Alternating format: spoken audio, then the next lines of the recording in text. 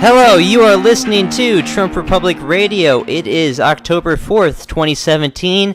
I'm your host, Enzo Quesada, and for the first time ever, I am not joined by my co-host, Bobby Hester. He's not here this week, but I also brought in for our topic this week, since it's cat lady politics, someone that I would consider something of an expert on the subject, and that's my girlfriend, Ava. Hello.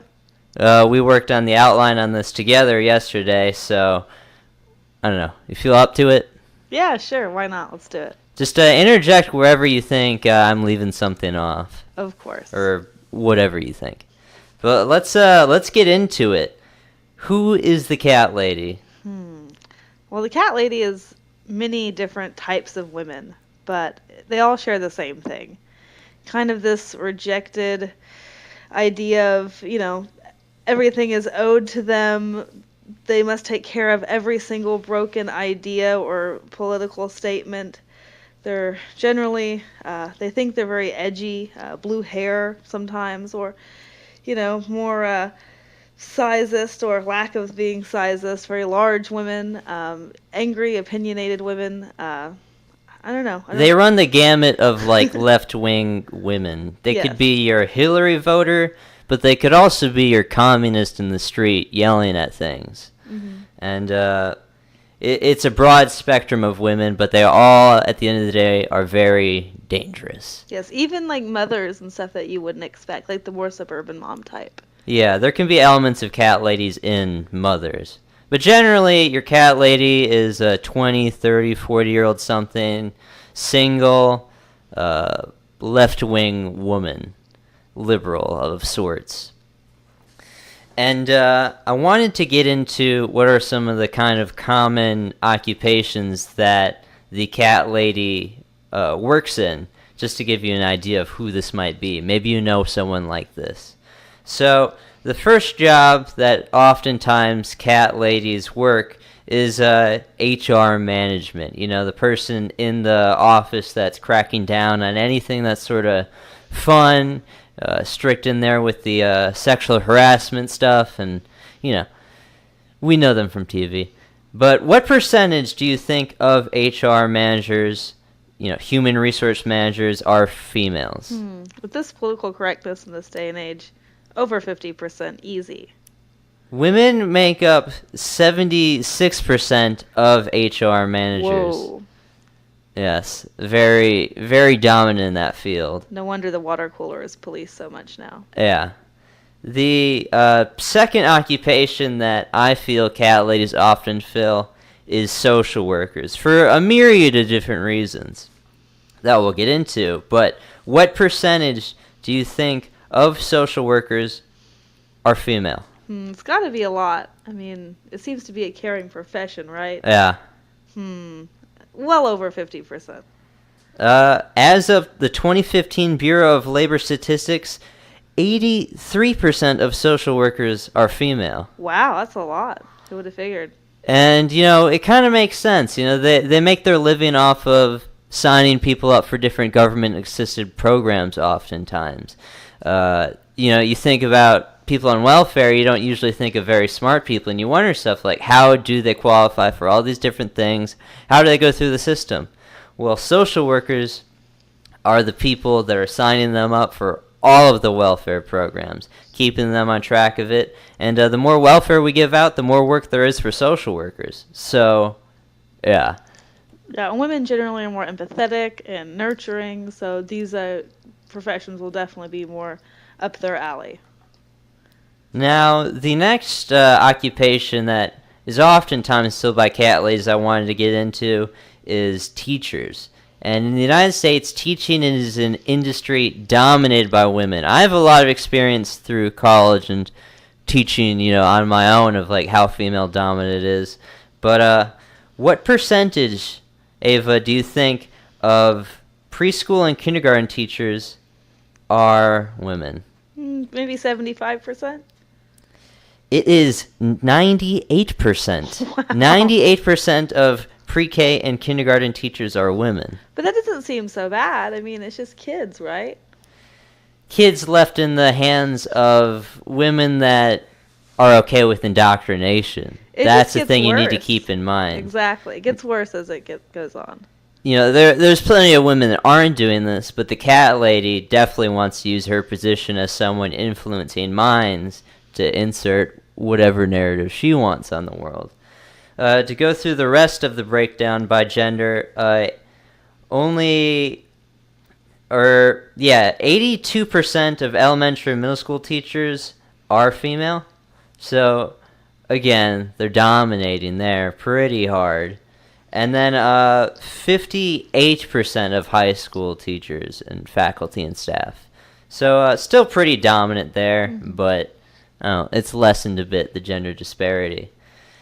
But with that said, do you want to get into where cat lady politics comes from? Sure, let's get into it. Let's get into that. Now, one of the reasons why cat ladies and cat lady politics exists is the stuff going on with the sexual revolution. Do you want to help me out on that a bit? Yes, of course. Well, it mainly stems from the sexual revolution, anywhere from like the early 50s on, generally from the 50s to maybe the 80s per se. But with no-fault divorce and birth control, it really changed the game for women. They had more agency in their bodies, and with the media propaganda as well, it's a heavy influence. You can have this free love environment that just came from one generation to the other, and now it's just kind of added with a tech atmosphere, which makes it more dangerous and even more damaging to women as a whole. Yeah, you mentioned no-fault divorce. Before then, they had to have like a rock-solid reason why they're getting divorced. Like, abuse is fault. That would allow them to divorce.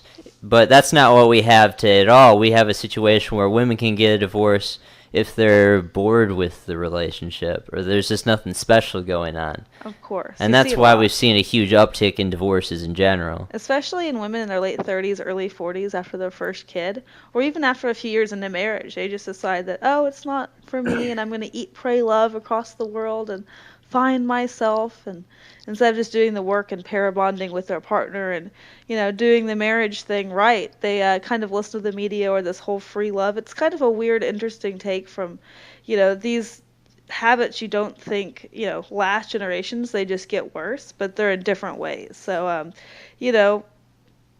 birth control is completely normal. Everyone kind of it's not like back in the day where you couldn't have a child out of wedlock. Nowadays it's you're strong for being a single mother and you don't need a man, and this whole really odd feminism has really just kind of ruined all of it and ruined women as a whole. It's really such a shame. Which we're going to get into single mothers later, but the one key thing that when we were going over this outline yesterday that you kept on saying was we removed the accountability of women. Mm-hmm. Well, I mean, not the and accountability, consequences yes. for all their actions. Oh, yes, consequences especially. So if you look at like even more tribalistic societies and societies from even like the Middle Ages and even 100, 200 years ago, there's consequences. Like, if a woman cheated, she would be ostracized from the community, or even worse, like put on trial or something even more worse than that. And there was hypergamy was put in check, and that's kind of a biology term where women are always looking. It's in our nature, but more always looking for the better partner. And with natural marriage and rules, things like that are a little more at bay. But nowadays it's much more on overdrive, and that's why you see a lot of this like young divorce and multiple divorces and starter marriages. It's crazy. There is no accountability. Every woman is strong, independent. Doesn't matter what the reason was, hence no fault divorce or just straying or cheating, or it's this whole women's liberation on steroids that's given the smartest teenager in the house everything they want without any reason to work for it, or if it goes wrong, apologize for it, because they're independent and they deserve it. Yeah. And you kind of look back in history at hypergamy in the past. It makes sense in the sense of women weren't in the workforce. They want a man that can provide for them. But even when they want to take on I'm an independent woman, I'm a career woman, I'm taking care of myself, they still have that innate drive for hypergamy. That doesn't go away. Yeah, it's more the biology of your mate needs to be genetically viable enough for things to go on, but especially providing as well. So that's why you see a lot of this with breakdown of marriages, especially.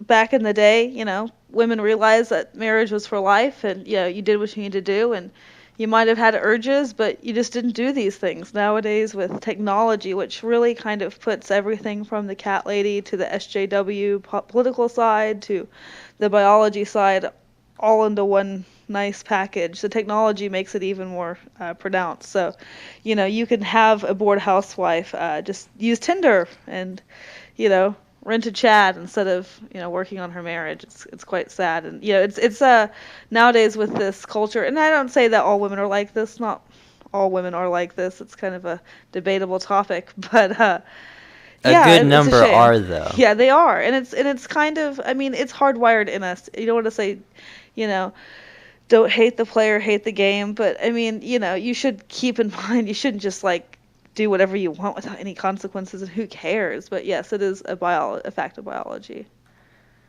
Yes. Do you want to go into some of the modern impacts now of the cat lady and the cat lady's politics that goes along with it? Sure. The first thing that I wanted to talk about was the phenomenon of proud sluts, and what goes along with that. Slut walks, polyamory, open relationships, sexual degeneracy that's promulgated and not discouraged at all. No, it's you have to be. If you're not, you're ostracized and weird, and it's not hip. I mean, you see it on the media, and I hate to sound like an old neocon and be like, well, it's just all this degeneracy on the TV, but it's not just on the TV. It's just not online. It's not on ads or everything. It's in everyone's minds now. It's been generations of this kind of just seeping in, and women. It's really sad because you see two sides. You see the woman who's I'm the proud slut, but at the same time, you see the woman who really would probably want a nice relationship and a nice man, but the media has told her and her girlfriends and everyone else has kind of given her this feedback loop of you've got to be strong and think like a man, earn like a man, and fuck like a man. And fucking like men is very hard for women to do. Most women cannot do it. You pair bond, you try to find a mate. There are rates for after every woman or every partner a woman has slept with, the rate of divorce gets exponentially higher. And besides that, it's just hard to date in this world because of technology and the social mores that have come from feminism and other schools of thought over the years, especially the past 60 years. Yeah. And a big aspect of this portion of the cat lady's psychology is, they're working in tandem to eliminate shame at all. They want to, everyone's allowed to be whatever way they want to be, and there's no negative repercussions for this because it's my body, my choice. Exactly. As though that erases everything that goes along with their behavior. Yeah, it's your choice to do that and act like a slut. I mean, I give you that. Go ahead. But you're not going to be happy at the end of the day. You're not going to be happy in a year. You're not going to be happy 20 years from now. And you're not probably going to be happy even if you do get married to have kids and look back. You would have probably rather enjoyed a nice, wholesome relationship than, hitting up Tinder or going on slut walks or, just dressing like a whore all the time for validation for yourself through others, and it's just misplaced. You can still find joy and happiness and without those things. It's just it's a shame that the media and the society has made that be the de facto thing for all women, and most women won't even realize it until it's too late. Yeah. And you mentioned too late. Women are putting off marriage a lot later, and through that phenomenon we have numbers that show, like, going back to the beginning of the sexual revolution, 1960, 72% of adults 18 or older were married.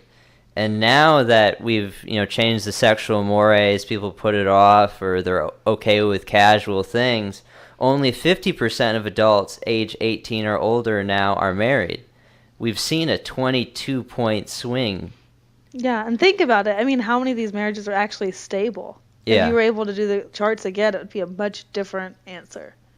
But yeah, getting also into things like polyamory, where we have, people getting into multiple relations at the same time. Yeah. And they like to pretend that it works very well. They don't want to show on like any sort of inkling of like, oh, it does cause problems. Oh, it's great because, my boyfriend's girlfriend loves it and we all go together out to eat and everyone's great and we just have lots of communication. It's just communication. Yeah. If you and your partner communicated more, you would be able to do this, and trust me, it would be great. They don't talk about like the level of, well, this is another topic we're going to get into, but like sexual market value. The person that is able to attain more, partners has power in the polyamorous relationship that is so disproportional. And you read through these things online, it's sad story, sad story, sad story, one after another with polyamory, because they get into it, hesitantly, not really wanting to do it. The other person wants it. They say yes to do it, and then it's a big regret to them. And then they have, a lot of issues with their self-image, because, am I not enough for this relationship?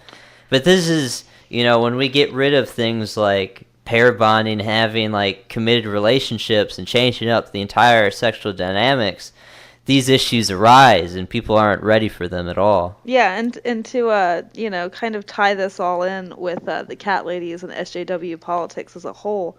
I mean, this is just a small factor. It's not a huge thing you see, but it's just emerging trends, and it's kind of sickening. It's the whole, my actions don't really affect anyone else, my body, my choice, but your partner as one person, I couldn't imagine what they go through ego-wise, and we all know that women get all of the partners compared to men usually in these situations. So a guy at first thinks, oh, this is great in a stereotypical quote-unquote male fashion, and then in the end they're just sadder than before. Yeah. Another impact of the cat lady and her politics that I want to get into is all their different like social causes that they undertake, whether it be advocating for refugees or illegal aliens or the LGBT or different minority groups. They always are jumping back and forth, promoting different causes. Or even a different cause on Facebook that week that they have to do a react for. It's whatever the new trendy thing is. A lot of their stuff, their activism, is online to a staggering degree, but they also do stuff in person. But this aspect of the cat lady's politics to kind of psychoanalyze what is going on, this is at least what I've always believed, is it's a subversion of their primal maternal instincts. Because they don't have children that they would be motherly to, they want to mother all the other disenfranchised groups. They want to mother every single refugee. They want to mother the LGBTs. You look at the rise of the gay rights movement, it was predominantly straight white women that were promoting the cause. Same thing with illegal immigration as well. More white women support the wall being built than actually Hispanic men. Yeah, we're going over the numbers on it. 74% of single white females are against building a wall. 70% of Hispanics are against building a wall.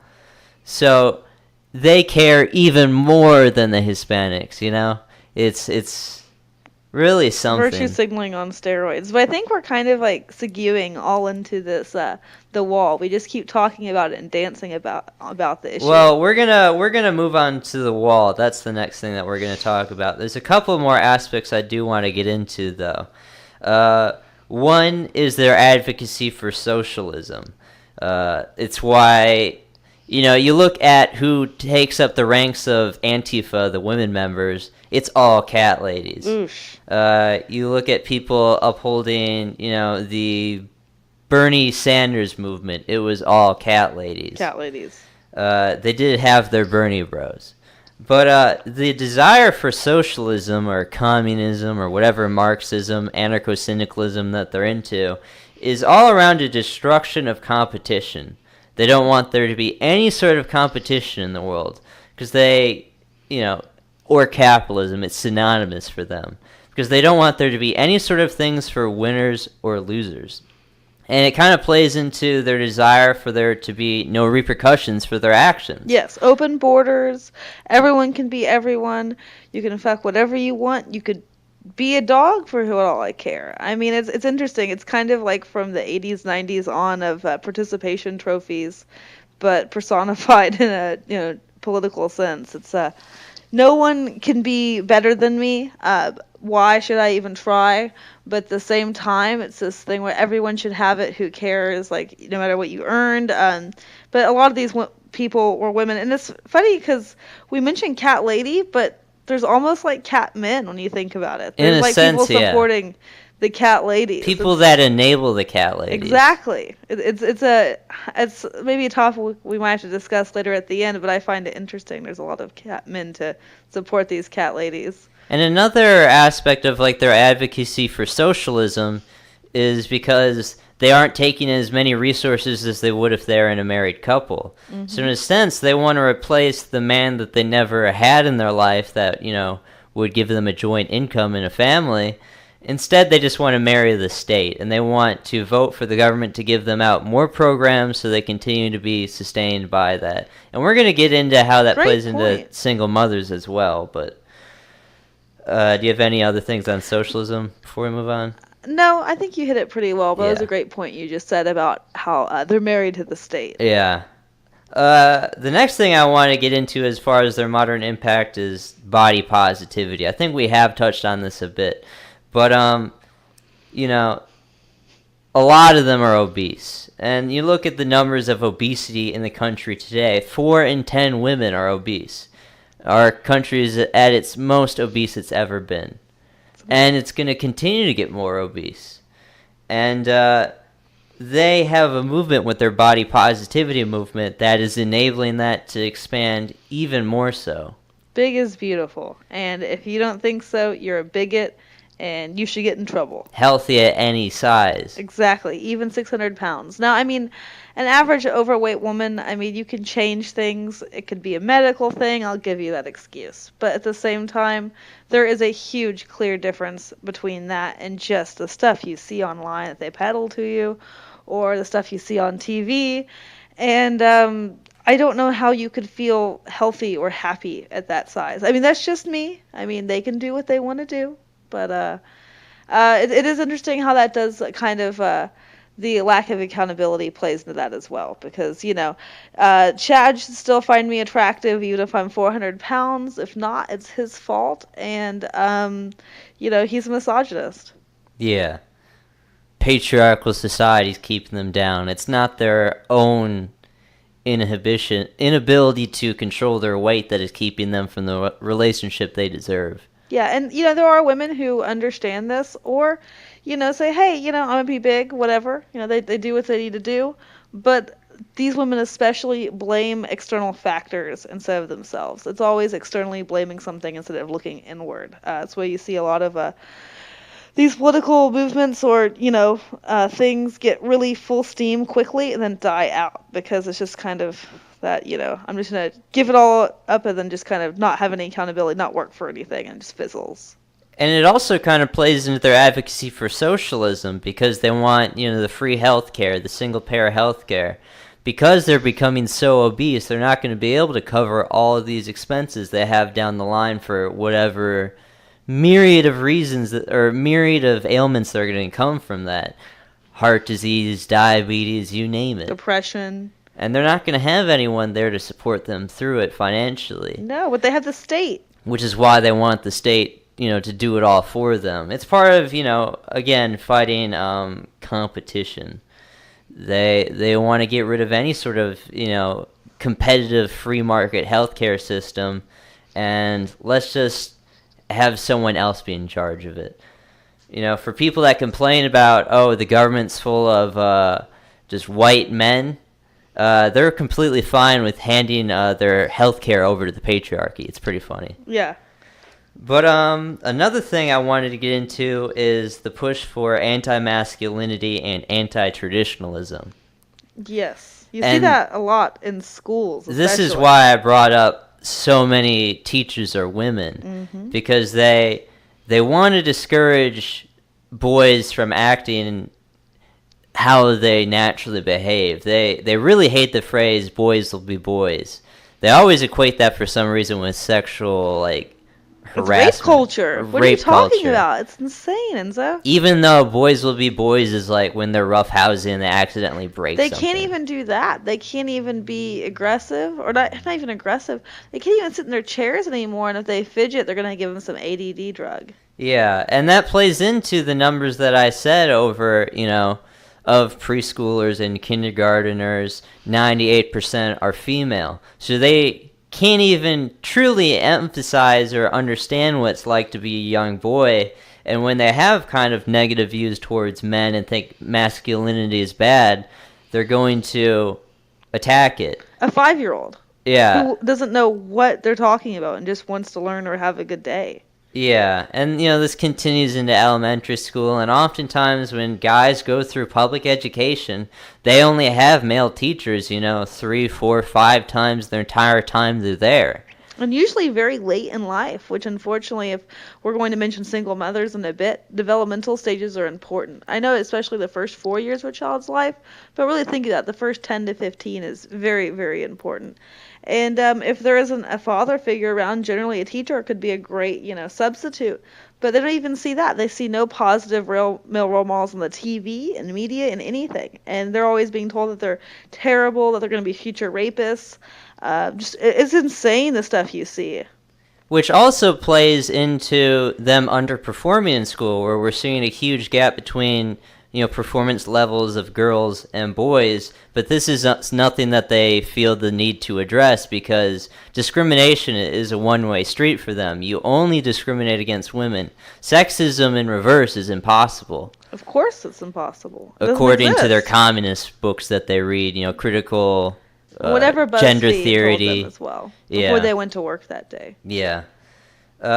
Which also kind of segues into another aspect of the modern impact of the cat lady. The last one I kind of wanted to get into before we talk about the wall, and that is college debt.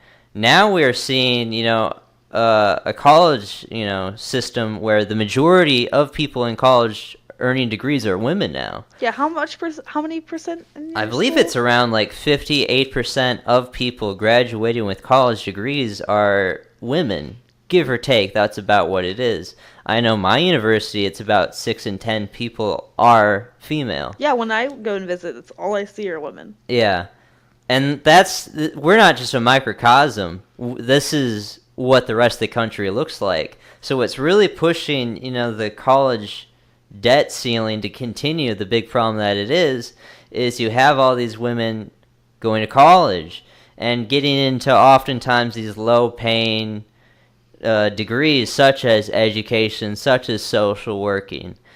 And that's what causes the gender pay gap, which they complain about. And kind of that is true, but also you have to take into account many other reasons. The gender pay gap is really interesting because feminists will always do the 70-something cents per dollar of a man. Now, if we break it down, women will sometimes, average woman will be out of, you're going to have a baby. So at least maybe once or twice in a career, maybe more, if you're blessed. But that's going to take time off. It's going to be an unpredictable worker, not in the sense of your performance, but your time there. Also, children get sick. So generally women are more the nurturing type or the more the caregiver role, the main role. So if Johnny is sick, mother goes to pick them up. So that's another reason. It's really kind of hard to explain. I wish I had more charts with me. But yeah, it's kind of a myth. I wish I could kind of go into it more, but it is, a dollar is different when a man works, unfortunately, than when a woman works. But yes, they generally are in different careers at different pay rates, and family is a factor. And also when you look at the kind of jobs that they're picking, they more often than not are working part-time as opposed to full-time. Yes, they always put that in account as well. Generally, you never see a breakdown by part-time work. That was another great point you just made. Yeah, because when women do work oftentimes the same amount of hours as men, and they have the same kind of experience, oftentimes you find when you go deep enough, they are earning more than their Yes, now male. due to diversity quotas and things, I even know in my experience in certain professions I've worked in, I've gotten more of a bonus because I was a woman, especially for that. But to talk about the flip side of this, we're mentioning cat ladies, so we're going to kind of all, Yeah. tie it in. The flip side is women who just kind of marry the job they're at and work and opt out instead of dating and everything else. They just decide, this career is my thing. And you see a lot of that as well. And that is, deciding to choose the career over ever taking the family, thinking that's passe or it's just not for them ever. Or they timed out, unfortunately, due to certain things we're going to mention in a moment. When the time's out, it's out, and it's very hard to get back for a woman. I mean, you can try. It costs multiple thousands and thousands of dollars. Like, I've talked to some of my girlfriends who've been trying, and the average in vitro fertilization, I believe, is from like the $8,000 to $12,000 per pop. I mean, that's insane. So, I understand why women want that, because it's a desire in you, that biology urge to just have progeny. So, especially when they decide to make other choices, or just the flip side, just work instead of prioritize other things, they regret it later on. And, there's been academic studies. I'm trying to figure out where I had it before, but you can just go off of... I've seen several studies that come out like this. Just to be in a married and satisfying relationship, equivalency-wise, in terms of dollars, what it would do for someone, just a good marriage alone is value-wise $100,000 annually. Mm-hmm. You'd have to make that much more money to have the same level of happiness. So these women are chasing after, these careers and choosing that over families, but they're never oftentimes going to make as much money as would be needed to have the same level of happiness. And that's not even including children or anything. Exactly. And, it's a shame because they're going to say, well, you made the right choice. You are strong and independent. The media now will tell you that, you did a good job and you're a good worker and, you go girl, instead of the fact that they're going to be 38. They're going to see all their friends have 1 to 2 kids. They're not going to be able to hang out as much. There's no happy hour. I mean, they're going to have families of their own. They're going to be, living their life. And when, they die, no one will be around as much. I mean, they're not contributing that much to society when you think about it. Yes, they are to a GDP, but do you really want to be a number? Yeah. And you think about it in the $100,000 annual equivalency. Say you're satisfied, married for 30, 40 years. That's like having $3 or $4 million exactly in psychological happiness. This and is health. from a study by the economists David Blanchflower and Andrew Oswald, in case you wanted to look it up. They have it on Business Insider. But that's even if they follow these careers, they're never going to make any sort of money comparatively at all to what they would get psychologically. And the health benefits, too. I know men who are in marriages have lower rates of heart disease, but, we don't care about men, so why does that matter? But women are more, less amounts of depression. I mean, it's great to be a matriarch, and, we don't talk about this anymore, but, to have a woman of the house that actually multiple generations look up to and keeps the family together. You don't really see that. Everyone's kind of this individualist now. It's really sad, but health especially is important, mental health, and I don't think you can buy peace of mind. But you could achieve it with a family in due time. Yeah. Let's move on now to the big enemy of the cat lady, and that is the wall. Oh, it used to be my boogeyman. I used to be more afraid of the wall than ISIS. Now, not so much. Do you want to describe what the wall is, or should I? I'll describe the wall, but I'd love to hear your take, especially as a man on it, because there's 2 sides to every story, sometimes more. But the wall generally is the stage in a woman's life, it can vary, but anywhere from like, let's just say 26, 27, 28 to her mid to late 30s. Usually it's already approached before 30, if not at 30. And it's just kind of, it's multiple things. It's a biology type thing. You can feel it almost in a way. Like you just get more tired. You look at yourself. Your body is changing. You are aging slightly ever so, depending on how you take care of yourself. But mentally, you look around, and socially, you look around and you see your partners. And the wall generally only affects single women. I mean, women who have, marriages and happy families don't think about these things because they're in a happy marriage. I mean, they picked their partner and they're doing what they were intended to do on this earth. But women, we do think we have brains. So if you aren't doing these things, biology will kick in and kind of tell you, and you'll start to kind of wonder and worry and want to keep up with the Joneses, and why can't I have that boyfriend? And so they're kind of in a scramble. That's when generally you see women who on like your Instagram page or your Facebook or whatever you have, and say they're 23, 24, 25, they're out the clubs, they're partying, having great, taking photos, looking hot, just being really slutty, my body, my choice. And 2 years later, they're on Instagram and they're posting recipes and yoga videos and them being really wholesome and just kind of this crazy 180, very apparent, change of priorities. Yeah, change of priorities, but even like image change that most people were like, what? Last year I saw Stacy at the club with like 5 guys, and now she's trying to be Little Miss Housewife. But they realize they need this, so they scramble, and you can see it in lots of different desperate attempts. But it is that moment that when things are about to change, and your sexual market value and your relationship market value, which Enza will kind of delve into more, really kind of hits home. And I know every woman's experience in their life, they call that, growing older, because, women who had marriages, they didn't think about this. They still saw, the aging and things. They had their, small crises. But this is on steroids because they don't have that partner. They're all alone. Yeah, and it plays into, as you mentioned, sexual market value. And sexual market value is like the highest level of partner you can attain at any moment. And it involves like a bunch of different aspects, though. It's physical attraction. Say you are a 6 or 7 female-wise. But, women, their looks peak around their mid-20s. And after that, they start going downhill. So, women generally can get their most attention from men in their, like, early 20s. That's when they're at their peak of, appearance. I've even heard the age be 19, 20. Yeah, around, which is even scarier when you think about there. it.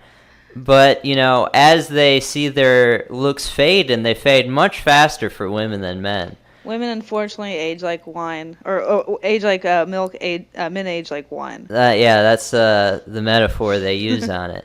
But, you find yourself, if you're just playing the market all these years and you let your best of years get away from you, you could be 32 and you used to be a 7. Now you're falling into like a 3-4 category. And I'm being like rough about this, but this is something that happens. It happens. And, it's not just physical, it's mental. So every year this happens, Stacy gets sadder and sadder because, no man has found her, or, why isn't this working? But she still has, the thing is, she still has very high standards. Yes, because she always thinks that she will always be entitled to the men she got at her peak. Top 20%. Every woman, no matter how large, how old, how whatever you want to put demographically, if you put them in a study and ask them which man they think they deserve, they're all going to go for the Brad Pitt, not the average guy. So it's really funny how that really goes into the dating atmosphere. Also you should mention relationship market value is important. It's kind of both factors. So for women, it's sexual market and relationship. So if she's a good mother, nurturing, or a good cook, or, very kind, that is a factor for men as well. It goes both ways. But you can play up your relationship market value. But it's very hard to, once the SMV goes down for women, gain it back. You can preserve it at a good rate. but it will eventually fall down. And it's all about priorities, which we are going to go on in a moment. Yeah, and when you also think about sexual market value, you have to remember the aspect of it's a market. And I guess that's why the communists hate this so much, because it is a free market, love, and this is the most misogynistic, most hateful thing to acknowledge these things in life. It's actually that's what terrifying. They consider it. And I'm going to be honest, it's terrifying when a woman, and I've had those moments where I had to have my come to Jesus moment about it, when you really look at yourself and realize, do I want to keep making changes towards the future to be a good, quote unquote woman and have the things and goals I might want, because everyone's different, or do I want to keep being oblivious and just partying or doing whatever you may have done? I didn't do that much, but just to do that and just kind of have no accountability. It's all about winners and losers, and no one wants to be a loser. It's really sad, but things do happen. And back in the day, people got married, and a woman wasn't trying to hope for Brad Pitt on Tinder and just keep swiping and swiping and swiping. They found a guy, he was nice, they clicked, they got married, and they were generally pretty happy. It's crazy how, times have changed. And, when you look at the sexual market, there's different actors in that market, and as your value depreciates, your looks, and say you're like 32, there is always younger, better-looking women coming up. So as you still hold these like high standards, there's women that are more desired by men in the market. So, your attractability fades away, and, there just aren't going to be guys that want to take all your life circumstances, especially as you hit, say, your late 30s or 40s, when a lot of these women realize, like, oh man, I want to get married, I want to have kids, oh man, I should have did that earlier. And then there's the dangers of, it is a highly increased chance of different autism or cerebral palsy. Tons of different conditions are increased as women have kids later in life. So there's the dangers of that. But you're just interrupting my safe space. That's just so sad to hear. And that's the funny thing, is this whole cat lady thing. It's no accountability. It's protecting them from the realities that will be placed in front of them, whether they want to acknowledge it or not. Yeah, because, every woman just really wants to be like the girls in the TV show Girls, all their life. And that's going to make them the most truly happy in life. And, it's also just like waiting for Mr. Right. Oftentimes, they just have these high standards that are so hard to meet. You think about hypergamy. It's the condition of women wanting to marry up. Mm-hmm. So if women are now the majority of people that have college degrees, those women don't want to marry guys that don't have anything less than a college degree. No. And it's even really though funny. We have less men now having college degrees. It's causing its own problems. And in certain cities, there's just less men to date. So, even demographically, it's harder for women with the people they have. But it's this whole entitled thing. I have to earn like a man, think like a man, and fuck like a man. So, nothing is good enough. And it's just really funny. There's, I can't remember who wrote this book, but it wasn't for Mr. Good, for Mr. Good Enough. It wasn't like selling from Mr. Right. Yeah. And, women just don't even kind of look at their partner, pay the price of admission, and, not settle per se, but, actually objectively look at things. Nowadays, it's just kind of this culture of, I just need, the best thing possible. And, who cares if I have baggage? Mr. Right's going to love me no matter what. And if he doesn't, he is a misogynist pig. He's bad for not accepting you how you are. And, but he has no reason to sign up for these things. Because you're so strong and brave and independent, and, he's just scared of you. Yeah. And, I keep on going back to, expectations of women, but there's a stark difference in how women perceive the attractability of men as opposed to how men perceive women. They have studies on this, on OkCupid, and, how men rank different women on appearance, it follows like your general bell curve where your medium, your average will be dead center around 5, and it's an even distribution. To where women, you look at these studies, 80% of the men that they, have the women rate, they say are below average in appearance. Mm-hmm. Only the top 20% of men in society, they're getting the vast majority of women, to the point to where, if it's a top tier in terms of sexual market value guy, women are okay with being not the only woman. Oh, I've seen it in my life. They would rather prefer that to, the lower Billy sexual. Beta. They'd rather have Chad. Yeah, they'd rather have, Chad than the beta provider that will give them the steady, income all the way through. Well, there is the, alpha, you want, alpha widowing. You wanted to get into that. Yeah, that's an interesting thing. I mean, especially it kind of goes into the wall too. You see a lot of women nowadays. We've mentioned the statistics of sexual partners now than before, especially for women and for men.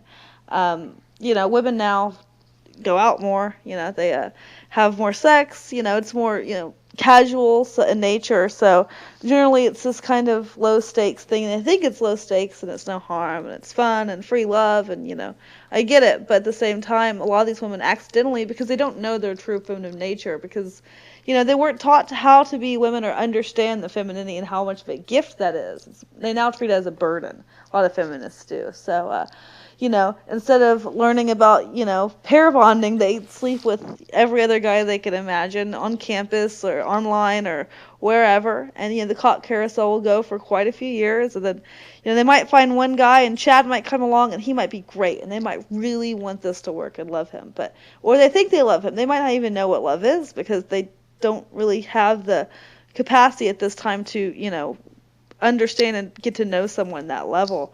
But when they do and they think, oh, this guy is great, generally Chad's not going to commit to the woman who's, been on Tinder heavily for the past 3-4 years or seen him with every guy at university. Yeah, so, Tinder has inflated the availability of dudes to women incredibly. Even unattractive looking women can get tons. I mean, it's like ordering pizza. They have, they show similar distributions. It's something like, 80% of men are fighting over a very small amount of women, and it's crazy. These women will order this guy, say to make me. And like we've messed around with like fake Tinder accounts, and like it's funny, mess around and troll with dudes, and like it is so easy. Every single dude accepts you. It's a great pastime. We had guys who had to order us food, send tons weird of stuff, videos, crazy stuff. But I digress. So anyway, to finish alpha widowing, these women will say, oh, I really like this guy. And he won't commit to her because of the way, her actions and the way she is behaving. And they get really sad. And, they got this alpha bad boy guy who, he's the best. So they go to their next relationship, or even they get married. And nothing is going to compare to that guy. Even if he just got out of prison, it doesn't matter. It could be a terrible guy. Generally, they're not the greatest guys. Yeah. Because it's kind of this hardwired, women want a protector type vibe, a dominant alpha guy. And the funny thing how this relates to cat women is oftentimes they desire the most alpha guy, even though they're the ones that are against masculinity. Usually they do, and instead of having the average guy they know, they import with immigrants. Yeah. So Somalian guys are much more masculine. That was one thing I wanted to bring up is like, look at all these protests you have in Europe for refugees. The refugees are welcome here. It's all women. Okay. You don't see boyfriends. We've gone over the numbers on the Sunday show before, how these breakdowns of the refugees go. It's about 85 to 90% fighting age males, and they come from more patriarchal societies where they haven't had to put up with any sort of... Or teachers teaching them how not to be men. Yeah. They don't have to have any sort of indoctrination, socialization to, be more effeminate. So these guys exude the behaviors that these women desire, and that is why all these protests are almost exclusively women. And just play a thought, experiment for a second right here. Imagine it was 85%, 90% of the refugees coming into Europe were, 20 to 30 or 15 to 30-year-old Thai women. Thai women would the women in the society would get super mad if they started Of seeing course. these, rallies and protests where it's all dudes saying we need to bring in these refugees. Yeah, and they would be pigs. Because they try to say that there's a unity of all women, but when there's a new influx of women into the sexual market, they're not down with that because it decreases their market value. Especially because those women are coming from patriarchal societies where they actually know how to be naturally submissive, cook clean, defer. I mean, and we talk about like ratings and numbers. Defer. It's a little tip, I guess, for women. I mean, if you learn how to defer, you can find much nicer partners without having to really worry about the other things as much. It's surprising when you see how the average woman acts nowadays. It's really not that hard. I mean, I guess if you know what you're doing, but it's crazy how, like I said, they're importing these people to come. Regardless of any repercussions that will come from it. No, and you know what? The funny thing about it is... the more feminists, the more they take in. Look at Sweden. Oh, yeah. And they're not, we're not teaching our boys how to be men. They're growing up, they're not being the men these women want, and they wonder why, and they get really upset. So they, import these people, and the great thing now, because, cat lady politics, these are more valuable, virtuous men. We can't, counter them. We talk, because talk they're about, brown. Female genital mutilation is terrible, and burqas are terrible, oppression of women. We can't let women be oppressed, but we can let Muslim men come over here and, if you say one thing about them, you are just a xenophobe. That is terrible, because it's that new, the cause du jour that week. So they're going to especially defend them. They're mothering the refugees. Is actually, those men are bringing all the ideas they hate. But since they're a masculine man, it doesn't matter. They're pulling them already into their frame. It's crazy. Yeah, it's a crazy thing. One thing that actually came to mind that I wanted to mention before we get into some other stuff, I also have some statistics on how premarital sex partners, how it's changed over the years, since you were talking earlier about that. But just like when you think about sexual market value, it's about availability. When you live in a society where everyone's prudish and women aren't willing to, just give up sex for anything, it gives a premium to, the woman's value. If all the women in the society are doing it, they can demand, very quality guys in return. But when you have women that sleep around, it lowers the sexual market value for every woman. Even women who aren't on that path. It's quite sad, actually. Because, there's good guys out there, but why do they need to settle and have any sort of woman when they can continue to, play the market? And, as they're getting older, their looks aren't appreciating nearly as bad as it is for women, and they're getting more deeper in their careers. They're earning more. Status. Women love status. When a dude is, say, 35, 40, he still has that's like the peak of his sexual market value. And relationship market value in a way, too. I mean, women historically have had older partners, so, when you really objectively look at it, men have a much larger window of opportunity. So at least don't get sad, guys, if you're young. It'll get better for you. Women, not so much. But one thing I wanted to move on before we get into the single mother question. Ooh, that's like one of the worst questions. Yeah. I can't think of the other ones. But I wanna give you just an insight, listener, on how this stuff has changed over a very small window of time as far as premarital partners for women.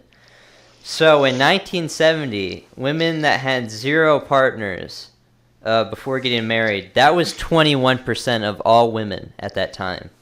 Nowadays, that's 5% of all women. Whoa. So it's a depreciation of 15%.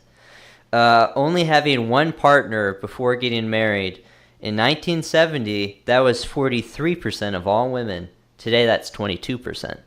Mm-hmm. Again, a big decline. 2 partners before getting married, that was 16% in the 1970s. Today, that's only 12%. 3 partners back in 1970, that was only 8%. Now that's 11%. And now you see where it's changing. And what's the last number you have on that chart, just to make it extra scary? Over 10 partners before getting married. In 1970, that was only 2% of the female population that was married. Today, that is 18%. Wow. That's more apart. That's how crazy it's gotten. The big swing of things. And this data will just get scarier every second as it passes. I mean, just imagine, do this in 5-10 years with Tinder, with the whole millennials.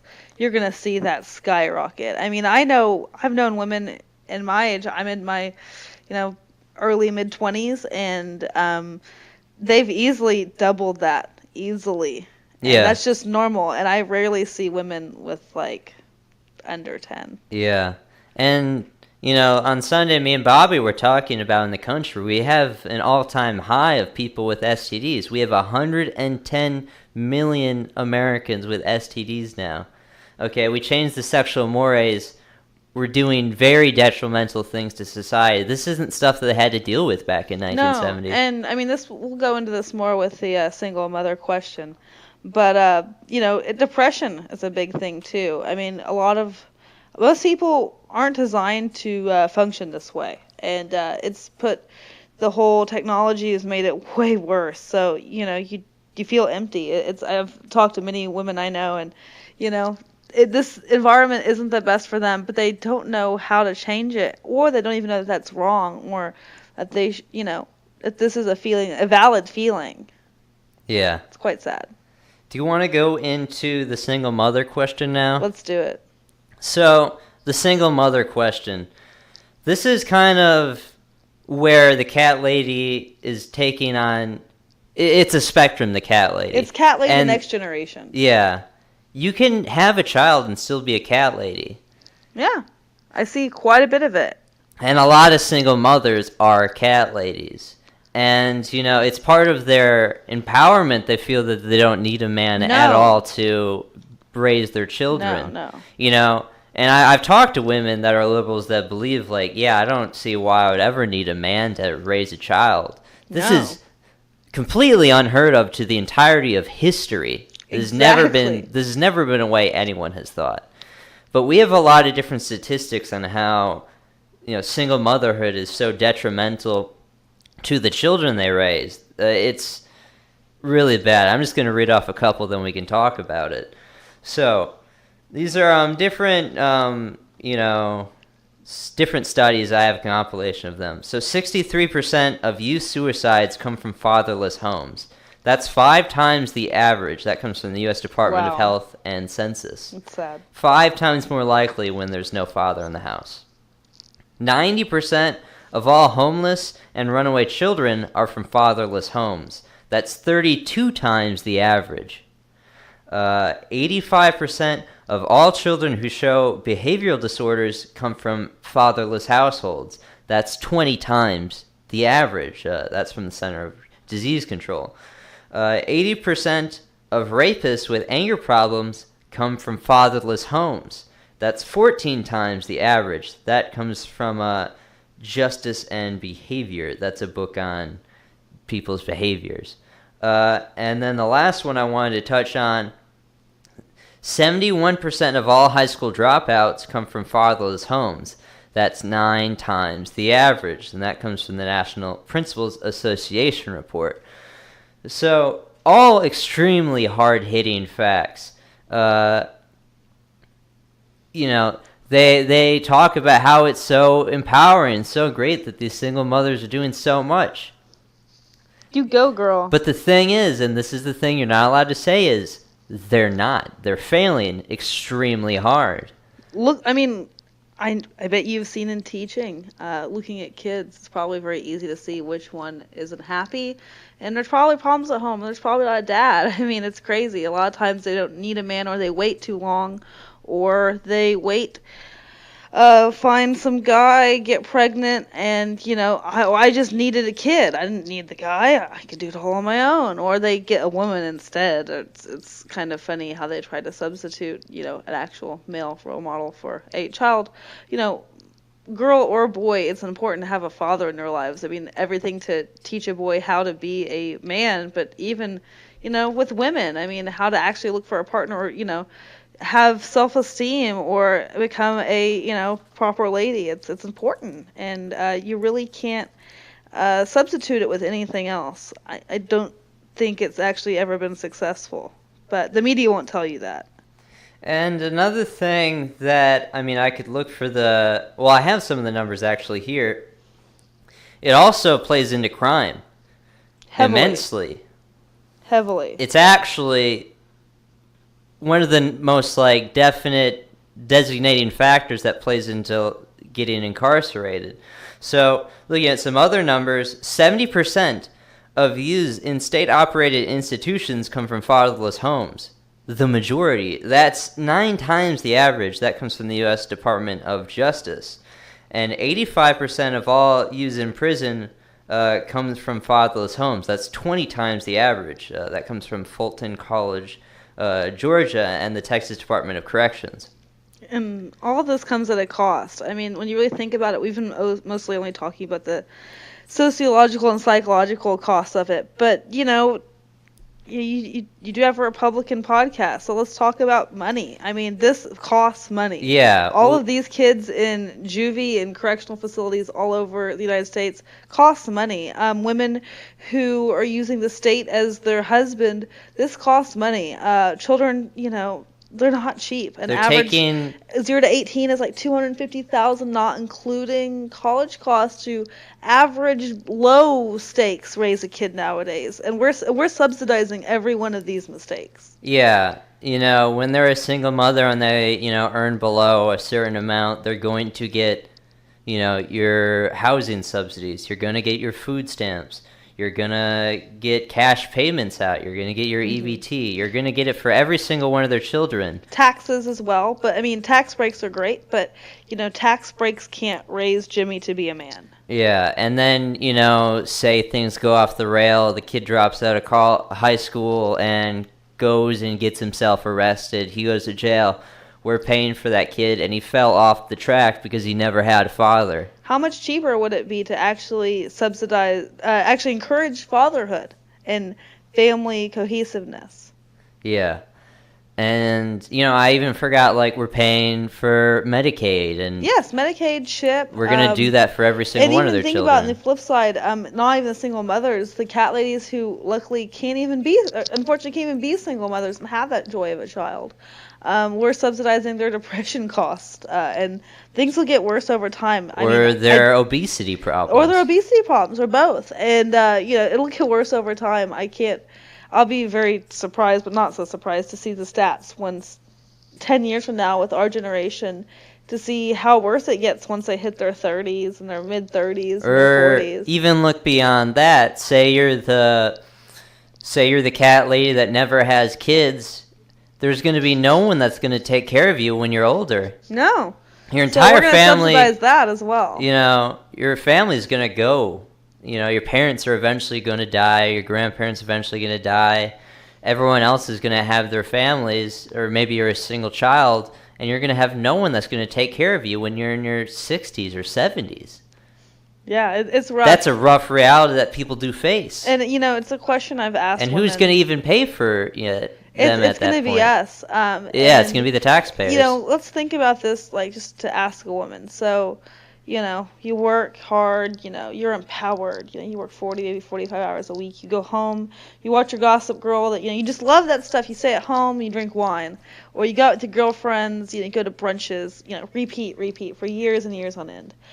Wouldn't you rather be happier when you're older and have children, you're dying, surrounded you, love you, or crying, really you held the family together. For generations, they will talk about you and what you did and the memories they shared with you. Or if you go the cat lady route, you might have a couple friends maybe at your deathbed if you're lucky, but they're going to be having their own kids and old. Or you might die and someone will mention press F for respects on Facebook. What a shame. It's much better. Would you be happy as a woman working for the rest of your life for a corporation that does not care about you, that will not send you a birthday card, that does not care? Or would you rather be at home with a family that loves you and, really cares about you. And, you know, to see that happen, it might not seem as rewarding or flashy or edgy, you know, It's it's not in cliche. vogue. It's cliche, but it's something you can't put a price on. You can't. And when can't. you try to put in these studies, you know, the benefits of having a marriage and kids, millions and millions and millions of dollars worth of psychological happiness that you're missing out on. Yeah. Would you rather be 55 trying to fit into business heels that you don't want to wear and then getting pushed out for the younger model and getting an office party, you know, with the HR director there saying you were a great worker, now go, and you're alone and you're like, what do you have? Or would you rather be in the kitchen and you see your children come home and be happy? And they ask how your day was and you ask how theirs was. And, you know, it's not glamorous, but you really can't put a price on it. Yeah. It's the ultimate insurance. Yeah. And, you know, you have to make choices. There's repercussions for all your choices you make in life. And, you know, oftentimes women are saying, like, oh, children are too expensive. I got to wait to do it. I need to make a certain amount of money or whatever. I'll start when I'm 30. I hear women say that all the time. Yeah. It drives me insane. But, you know, you think about it, you know, as someone that lives near Austin, especially, we can see the cat lady in her element. These people would rather be, you know, spending all this money at restaurants, keeping up their, you know, food truck lifestyle that's so, you know, pampered and whatnot, and you got to keep up with your mimosas and stuff. They don't want to give up that lifestyle. But truly, they would be happier eating macaroni and cheese and hot dogs with children. And the thing is, that food's not going to be there for the rest of their life. No, those... It's not going to be there for them. It's not equivalent. I think now would actually be a good point to get into one of our last areas, and that is kind of the humorous but also extremely sad part, and that is opting out. And what are the different ways that cat ladies opt out? Yeah, it's the whole eat, pray, love section right now. So we're getting to the reclaiming your identity, but with sad, sad results. Yeah. So the first one is drinking a lot. Yes. Predominantly wine. Well, you can have everything, but, you know, the cliche does work. Box wine, I guess, you know, can, you know, makes sadness go away temporarily, but ultimately it's still there. I mean, and that's great with your cats, too. You have to have, with your box of Franzia, a couple of cats, maybe even one named Franzia because it's your best friend, and it's your little man, so, you know, you're going to be a cat mom. You're opting out, the whole cat mom, dog mom, or wine mom, or cat wine mom. I mean, it's really funny how it all works, but it's replacing, instead of a family or a child, you know, something else. And it goes with monetary things as well. And, like, it's kind of funny you bring that up. Like, I've been in Austin before, and I've, like, ironically said to, like, women at the park that have their dog that, you know, are a similar age to me, and obviously they're just single women with their dog. I say, like, it's funny, you're like a dog mom. And they don't catch any of it, like, I'm sarcastic about it. And they're just like, yeah, I am a dog mom. It's great. It's so fulfilling. But, like... I mean, I loved my dog, but at the same time, my dog would probably love to play with some kids as well. But if you just went back 50 years, these people would just be moms. Yeah, and their dogs could play with the kids just fine. You can have a dog. There's nothing wrong with that. Yeah, they could still be a dog mom. They would just also be a real mother, mom. And that would be more important. Yeah. But, the next thing that I wanted to get into as far as opting out is traveling. This is the big... Probably one of the biggest lies that they sell to young women is you don't want to get burdened down while you're young with kids because you're never going to get to travel. You're not going to get to see the world. Exactly. And, you know, it's funny how, you know, it works for people you wouldn't expect it to work for. So, like, you know, money. Someone is making money off of this. Someone is coming out on top. Now, a woman can still enjoy a trip to Rome or wherever she wants to go, or an immigrant country now that's cliche, you know, that's the new thing and edgy and, you know, oh, I just want to experience this, or, you know, hang out with the men of that region. But instead, you know, you have to just see the world and pay lots of money. You know, you can't go on a honeymoon trip with your husband instead, but, you know, have that job, work hard, travel. It looks really good on Instagram to have lots of photos of you in all these trendy places, but, you know, it's not going to be the most fun in, like, 10 more years when your Instagram's empty and your friends all have pictures of their kids. Yeah. And that's what eats up at these cat ladies a lot, is seeing photos on social media of people who are the same age as them who already have a family Yes. or have a husband. They can't keep up with the Joneses in that level, and they know it, and it just eats at them inside. So they do the cats. They watch their Netflix shows, and they double down on careers, because at this point, the wall has already slapped them in the face. They know what's up, and they are slowly resigned to their fate. Yeah. So this is the decline. This is the acceptance of the stages of grief, so to speak. So it gets funny, but it's actually it's really sad. I mean, you think it is funny in a sense, but this is indicative of society. This is all of our faults. I mean, when you really think about it, men aren't men, women aren't women. It's a cliche, but we exist when we are playing off each other the most. So when you're in your being most feminine, complimentary. exactly, the most complimentary. So the women, if you the most feminine you could be, it's a gift. That's a thing I think we haven't really touched on, but it's hard for you to really explain. But being feminine is a gift. I mean, not every woman has it, and men cherish it, and for all of mankind, it's been sought after, but nowadays, we are being taught to squash it, so pretty interesting. Yeah, but just going down the list of things we have on opting out, we already mentioned cats, which could also be dogs, or you could replace with any sort of, animal, I guess, but predominantly cats. It's cats. Cat lady politics. Cat lady politics. The next one was Netflix, which I think you mentioned. It shows. It's everything from the Netflix and chill from the cot carousel to now watching Gilmore Girls with your Snuggie and your wine, and you got off work, and you were a good worker, so you stayed 2 hours extra, but then you came home and freed yourself. Or you look how invested people are in TV shows like Game of Thrones. I've never watched it. I've seen the first 2 seasons. I actually love saying I never watched it, so people get angry, but I haven't. But they get so invested in it to the point to where it's like a part of who they are. Oh, I had a boss that was like that. Yeah, and it's sad because traditionally this would be like strong emotions you would have towards your family that you're or raising. your country, or your faith, or any sort of. But the cat lady doesn't like countries. No, the cat lady faith. isn't for religion. The cat lady is against anything traditional. It's hedonism. Yeah. And me. Yeah, you mentioned doubling down on the careers, just going all in on that, and that's when you hit the acceptance phase, I think. And like you just mentioned Game of Thrones. It is weird. It's almost a virtue signal, or like even like a dog whistle to other cat ladies. So they'll it gives them common ground. Exactly, and it's kind of like an open. Oh, so you're just like me too. Oh, look at my Instagram. Let's take duck photos together. It's just crazy. This is the acceptance phase. And then they enable each other to. I mean, cat ladies, once they congress or it's the crabs in a bucket mentality. Yeah. Women don't want to see any other woman succeed. It's very rare to see a woman. Usually, faith helps with this, but it's very hard to see women like actually really congratulating other women, because in the back of their mind, they're always like, "What a bitch! She doesn't deserve it. I do." They're all pulling each other down, and they're all saying, "Oh, well, that's great. You go, girl. You are strong. You go to that trip."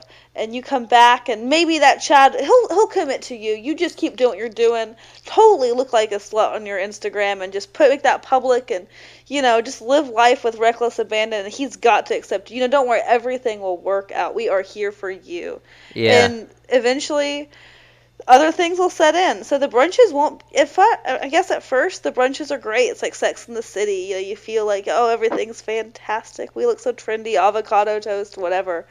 And later, they get sad. And so every week they come back and they ask, oh, how was your weekend? Or how was this? It's sadder and sadder and sadder. Yeah. And I had a point on that, but I forgot it, so we'll just move on. But going on to the next thing that I had down, and you mentioned this as well, is Instagram. And this played into instant gratification. You want to go into this a bit. This is... also part of that, like, enabling behavior where you want to show off the interesting, cool life that you have to all your other fellow cat ladies, to the point where, oh, look at how great I am or and how satisfied. Well. It happens to guys as well, but, yeah, your beta orbiters oftentimes. Exactly. A lot of it is just a kind of hollow. They get addicted to social media, and it's not just Instagram, it's Facebook, it's Twitter, it's the whole gamut. Snapchat can even be included in there. Oh, of course, Snapchat is huge in the cat lady politics. More the younger side of it, like the pre-cat lady, like, but especially. Yeah. But, it's part of instant gratification. It's, they're chasing after that ever illusionary high that they get from all this social approval from other people. Yes, because back in the day, a woman would go out, probably with her family or an escort or someone, to a dance or something, and she would be out, and men would see her, and she would get some not validation, but she would be kind of paraded around the time in that sense. Nowadays, click your phone, open it up, you can see every type of degenerate photo she has done. Just weird sexualized photos, or just even like my trips or anything else. It's everything from virtue signaling to their fellow women and to their men. And the funny thing is, men really don't care about like the whole accomplishments thing per se. It's not as important. They don't really care about a career either. When you really sit down like on a date and a woman's like, I am a CFO of a tech company or whatever. That's impressive on paper, extremely impressive. But most men wouldn't care for that or care about that. They really generally just want someone they get along with. Exactly. That's nurturing and kind. And, we said, like, the cat lady is anti-competitive, but when you go into these things like social media, it brings out the competitiveness in them. Extremely competitive. When they see how ex-cat lady is doing this or that, it makes them want to do something and show it on, Instagram or Facebook. Even more so. Yeah, usually in the beginning it's physical. So like, oh, that lady has a better butt, look at her, look at this. Then later when the whole opting out phase comes in, like we're talking about now, the acceptance phase, it switches to a virtue signaling political side. So once they can't get Chad, they get really angry and start looking at other hobbies. So like, the social cause of the week is that hobby instead. So they use Instagram for that as well. Yeah. Another sign of opting out is Tinder use, just keeping things extremely casual. If I can't get a dude, I guess it's whatever. I don't need to. I'm sexually liberated. I can just use men as objects too, even though they're the ones that complain about sexual objectification. Thinking like a man, fucking like a man. You can't fuck like a man if you're a woman, unfortunately. Yeah, it's just not going to mentally compute. You're going to get sad. You really can't do it. And like hormonally, women are different to the degree, sex is different for them as to dudes, We mentioned pair bonding before. Women are going to create an attachment much so more than men. And when they try to pretend that this isn't a part of who they are, they end up screwing things up. And then they think that this pseudo relationship where the guy comes over, they Netflix, they chill, he does the deed, and maybe he stays the night. Usually he leaves. But it's nothing. It's just casual. He's not a boyfriend or anything. But they really want him to be the boyfriend, and then they later 6 months. Oftentimes on the line, like a friends with benefits thing. Yeah, 6 months on the line, they like really want to upgrade it, and he won't because he's got the cow for free. He already has everything he needed. Exactly. Why would he want to commit to a woman like that? Yeah. Because he can't, in all actuality, wonder, was it just me she was doing that with? I mean, how easy is it just to say, hey, come over, texted this?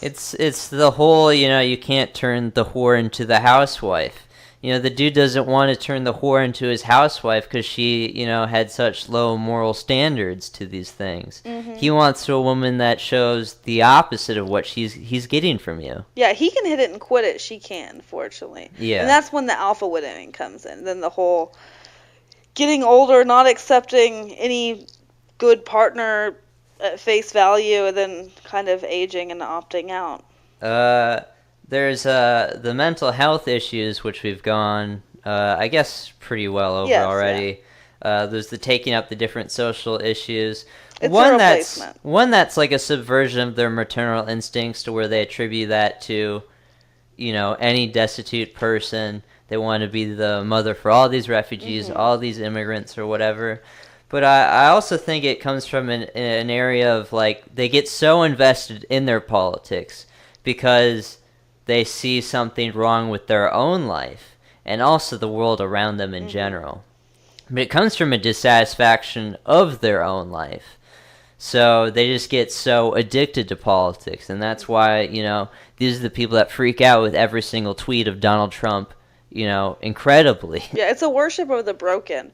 And the funny thing is, if a lot of these women do take this as like an interesting hobby, they won't do the research, so they'll just look at BuzzFeed or Jezebel or any of these weird lefty, online, rackets to tell them what to think instead of looking beyond something. Exactly, something like that. Fox. Yeah. There's plenty of them. Yeah, it's Thought Catalog. Oh my God, things like that, insane.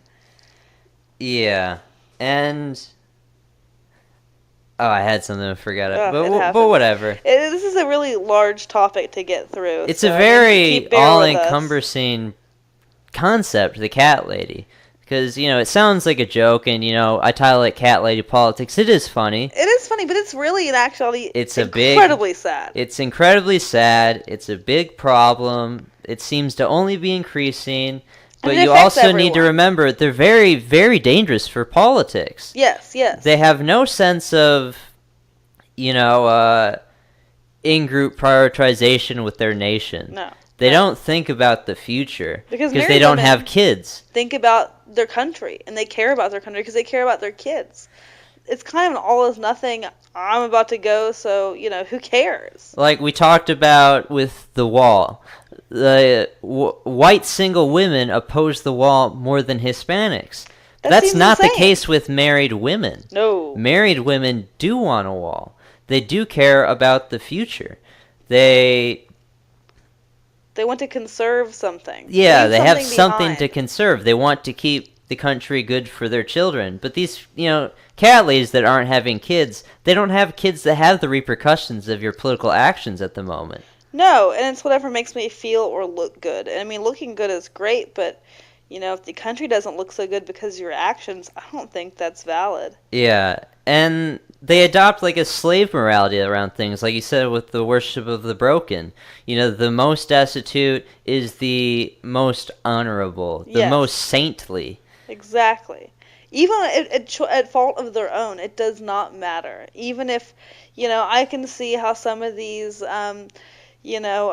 causes could be worthy, it's debatable. But when you hit the people that don't even really deserve it, and they'll even worship that's when this is just all crazy. And it's a cliche to say, "Oh, feminism is cancer." That's been said for years. But you look at every single society that has feminism, they have a below replacement birth rate. Replacement is 2.1 children per couple. Mm-hmm. When you have less than that, you have a population decline. Mm-hmm. So your society is getting older, and you have less, grandparents. You get to a point to where there's not enough people working to even sustain all the grandparents. We talk about the boomer generation. They're going to be a huge burden to the next generation and our own generation as well.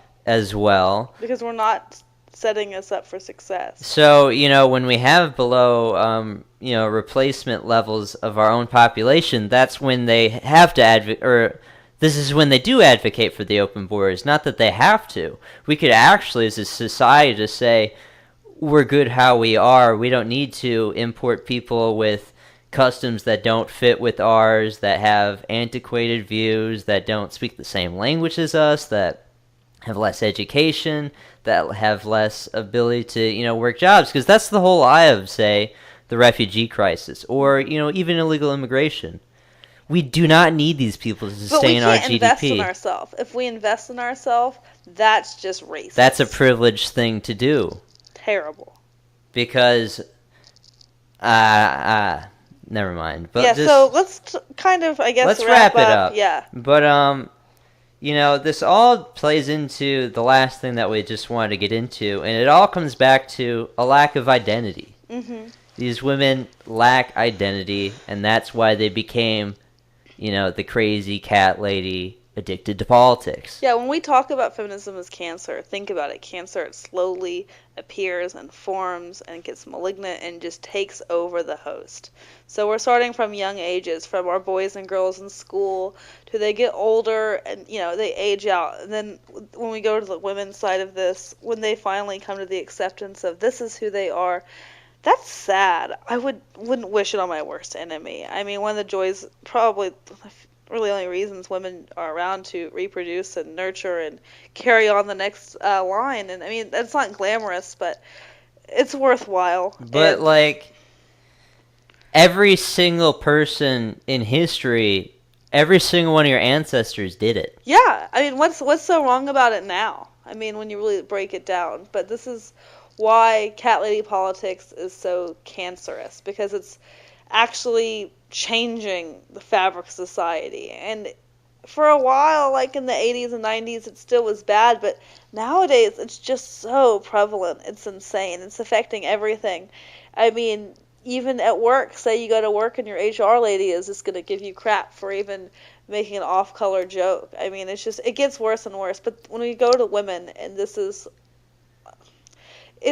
kind of edgy and crass, and you'll probably look at us and say, wow, they are just terrible, misogynist, women haters, oh my god, like, she must just be insane. But, like, I just wish I could tell more women that this is not the way to go. It's not happy, and, I just feel bad for them. And they're chasing after all these different identities, whether it's, oh, I'm the cat mom, or I'm really into this TV show, yeah, and or I throw look at these my parties. pussy hat, Or I'm the person that travels. All these different feminism things. is the future.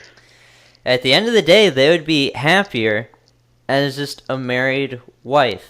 Yeah, or at home. At a stay-at-home, and that that's the can't thing. happen anymore now. Because of the economy. It's very hard. You can make it happen, but that's one of the lies they sell us now. Is you can't have kids. It's too expensive. It's going to hurt the environment, and you have to work. You can't. Being a stay-at-home mom is terrible. Even Hillary Clinton said it in the 90s, or actually 80s, I believe, and it gave her a ton of crap when Bill was trying to be governor.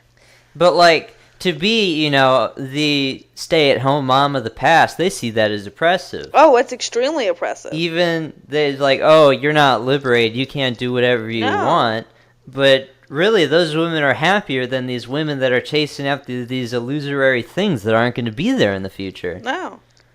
And that's the sad reality of all this. Mm-hmm. I mean, if only we could just kind of, preach the word, I guess, hence the podcast. But hopefully, I guess this explains the political side of it more. And probably, I guess, since y'all do your podcast every Sunday, you always talk about how this affects things. I mean, this is the left. This is a huge side of the left. This is the driving force of a lot of their things. It is. So I mean, you look at all the people that were doing, the ground campaigning for Hillary Clinton. This was probably half of the women that are out there.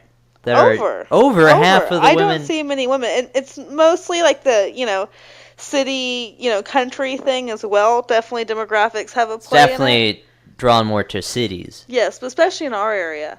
I mean, I just, moved from Austin recently, so thank God I left. But I mean, it's insane. That's just the main ideology there. Yeah. Is there anything else you want to say before we close this? And any sort of things you need to say before we close? I don't know. Anything on your mind? Think I hit it pretty well. Any last statement? On the head, but I mean, if people want to, think that what I said was extremely judgmental, that's fine. I mean, it's just the truth. But, there's winners and losers, and these are unfortunate things women have to face. And, like we had said before, everything comes at a price, and you have to make choices. And these choices are affecting us, America, and our future generations. So, it needs to be talked about. Yeah. I agree with everything you said there. I've been wanting to do cat lady politics for quite a while because it is a big issue. And it is a very taboo issue because you're not allowed to criticize women at all. Otherwise, you're a sexist. Oh, which is why it's good that I have, my own girlfriend to come on. Aww. And, like, you've, told stories how you've told women in your own life these kind of things. And, like, it brings them to tears. Oh, I've seen women break down. And you never want to do that to a woman, but, like, I've had women thank me years later. So... Because they know this is true. Yeah, no one else is, and that's the saddest thing, is they're not going to get that in most places, and it's usually way too late. And I would just never want to see women, hurt themselves that way. It's just sad. I mean, think of all the guys who could miss out on great partners, and, if only they were saved from college and indoctrination and the things that later made them who they were, they could have better wives and better sisters and better mothers and, mothers with fathers and, better families and a better country. And I think at the end of the day, that's one of the saddest parts of it, because, like, the cat lady would actually be a very good mother, oftentimes. Yeah, a lot of times, because they're nurturing. And it's the potential we've missed out because they went to college and got indoctrinated. We talk on the Sunday show, Current Year College Craziness. These are the women that are getting involved in the craziness. Yes, exactly. And, when you look at Follow the Money, people are making money off of this, and that's the sickest thing. I mean, they're funding their trips, they're, on their apps, they're spending their money on useless crap instead of investing in their progeny and things in the future and holding on to something worthwhile. So that's even worse. I mean, there is a monetary aspect of this as well, and they're losing on so many fronts. Yeah. We're losing on so many fronts as a nation. And it's just the missed out potential that I think is just so staggering. Say the sexual revolution doesn't happen, and those numbers I said, before, 1970 compared to today, say 1970 was the same. You wouldn't have Current Year College Craziness. Yeah, you wouldn't. Your podcast would be much, much shorter. And, one thing that I've always, you think about, say women decide to go back to traditionalism and they all started seeking to be stay-at-home mothers, all these women get out of the workforce, all of a sudden you would have wages given to men where you could sustain a family. A family wage existed until in the past. That's why it existed. When women started getting into the workforce, 40 years ago, that's when it became unaffordable to do these things. Exactly.